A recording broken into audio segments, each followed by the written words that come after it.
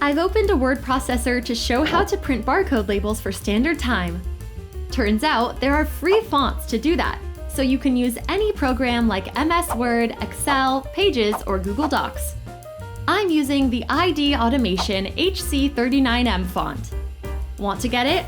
There's a link on a Standard Time website article, which you see here. That's in the FAQ section of this barcode page. Scroll down to find it. After downloading the font, here's a typical installer you might see. For this document, I've just written out some text and then changed the font to ID Automation. Magically, a label appears. Yay! Turns out you can do this same thing on your shop floor travelers and work orders.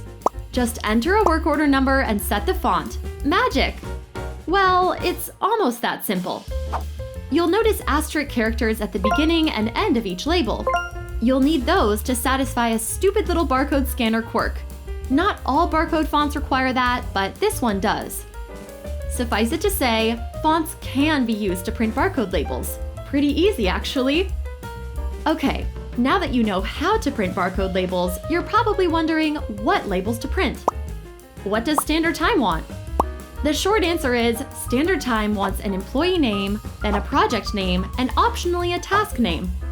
That's all it takes to start a timer in Standard Time. I've got examples of those right here in this document. Once a timer is started, employees can start work on their jobs. Scan the word STOP to end a timer when they're done. Now you've got time-stamped records of all your jobs. How about QR codes, you ask? You know, the square ones with the cute little dots? Well, here's an example. Scan this with your phone right now, and it will take you to a magical and mind-expanding place, our website. Remember that I said fonts can be used to make barcode labels? Well, sadly, that's not the case with QR codes. They're a bit more complex. So, how do you make them? You'll need a special program or web service to do that. You can find some good QR generators online. Just do a search and some good ones will pop up. That's how I generated this magical and mind-expanding example. Turns out you can also scan QR codes in the Standard Time program. Standard Time takes them just like the simple 1D codes we saw earlier. But you'll probably only use QR codes in special cases when you have lots of information to enter. In most cases, stick to 1D barcode labels like these. Well, did that answer your questions? How do you print barcodes in a word processor? How do you include barcodes in a work order? What barcodes does Standard Time want?